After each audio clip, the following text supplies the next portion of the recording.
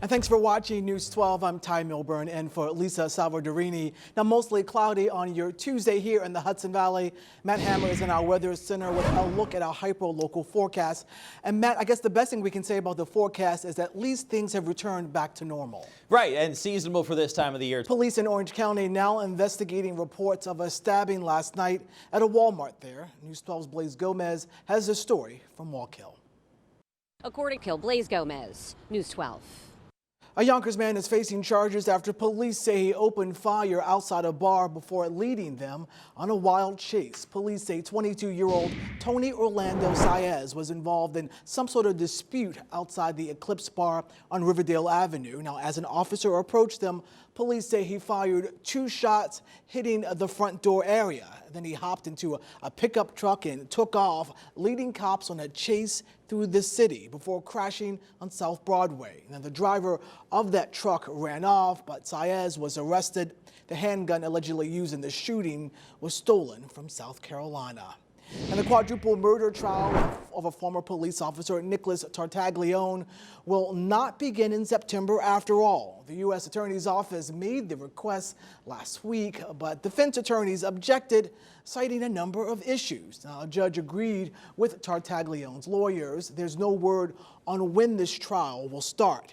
The suspect faces the death penalty in the 2016 deaths of 4 men in Orange County stemming from a botched drug deal.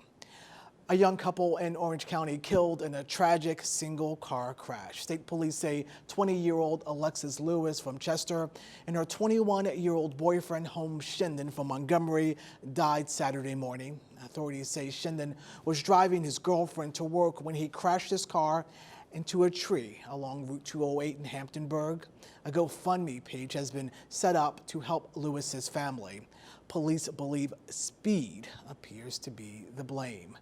And dozens of nurses rallying this morning over wages and working conditions at one local hospital. News 12's Darius Razius is in New Rochelle with more. Nurses and local service providers hold a fair for seniors at a community center in Ossining today. The annual event held to inform seniors of programs mandated to improve their quality of life. Now, government officials, including the Westchester District Attorney Anthony Scarpino and State Senator David Carlucci, were in attendance. Carlucci spoke out on some current bills that he's working on that would ban robocalls to protect seniors from scammers, as well as help make utility bills more affordable. I learned about. And this is the 7th year the senior fair has been held.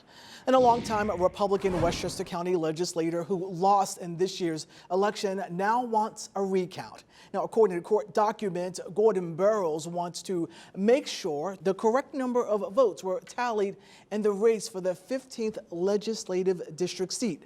Now, Democrat Ruth Walter, she won the race by 202 votes. The district covers Bronxville and parts of Yonkers. Burrows has held the position for 14 years.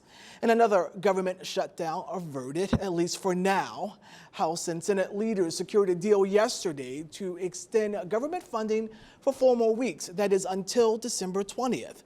The bill provides a military pay raise, extra cash to gear up for the 2020 census, and allows state highway programs to avoid a massive $7 billion cut that they faced this summer.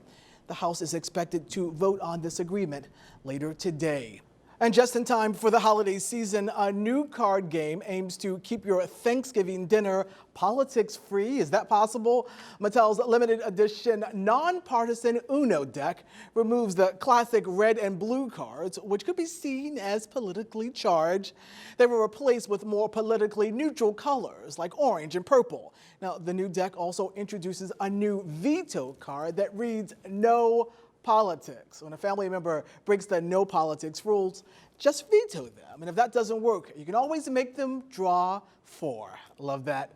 And people in Orange County getting in the holiday spirit today. The city of Middletown cut down its Christmas tree this morning. It was taken down from a home in the town of Walk Hill and then transported to Festival Square in downtown Middletown.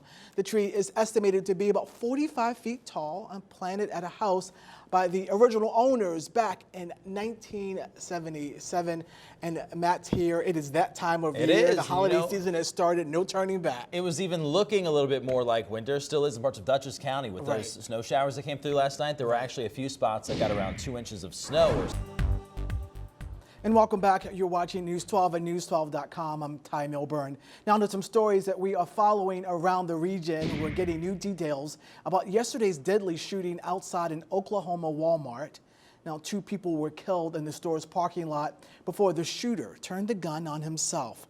Police say he walked up to a red car and unloaded at least 9 shots into the windshield. Officials are looking at surveillance video, trying to piece together what happened. So far, no word on a motive. And we're also learning more about a shooting at a family party in Fresno, California. Police are looking for at least 2 gunmen. Now, the gunman opened fire Sunday night as dozens of people gathered to watch football. 4 people were killed. Police believe the intended target may have been involved in an earlier disturbance, but they're not elaborating. And criminal charges expected to be filed in the death of Jeffrey Epstein. AP sources say 2 correctional officers responsible for guarding Epstein could be charged as soon as today. They're accused of failing to check on him every half hour as required and then fabricating log entries to show they had. Epstein was found dead in his prison cell in August as he was awaiting a trial on sex trafficking charges.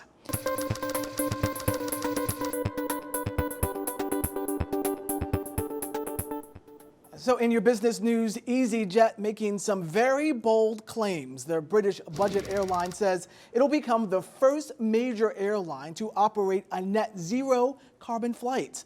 The offset comes by investing in projects like planting trees or protecting against deforestation. Now, EasyJet surpasses recent pledges of rival airlines, including British Airways, which promised to be carbon neutral by 2050. Now, Motor Trend named its Car of the Year, and it's not even in production yet. Can you believe it? It's the 2020 Corvette, and it's got one major difference. This model's engine is behind the seats like most high-end exotic cars. Take a look at that. Now, every Corvette since 1953 has had its engine in the front under the hood. Now, production isn't expected until early next year. Prices for this #1 car starting at $60 grand. Now let's send it over to your partners at Cheddar for more on your business and tech news. Hello everyone, And the United States Postal Service wants to help you embrace your inner Saint Nick. Now it's launching Operation Santa. You pick a letter that was sent to Santa from kids in need across the country, and then you pack an item or 2 on their holiday wish, anything from toys to winter basics like a warm coat or new shoes. Your gift needs to be mailed out by no later than December 20th. You can learn more about this fantastic program, Operation Santa, by going to beanelf.org. And what a wonderful program that they have, that we can kind of do a lot to help kids have a good Christmas. Absolutely. It's still a month to get that done. Right. Absolutely. There's time. So this weather, things back to normal. Back to normal, and normal means about 49 degrees this time of the year. And it's not bad. Not bad, really. And we have... Now let's take a look at what's trending on social media. Motley Crue making a comeback. I'm on the way. I'm on the way.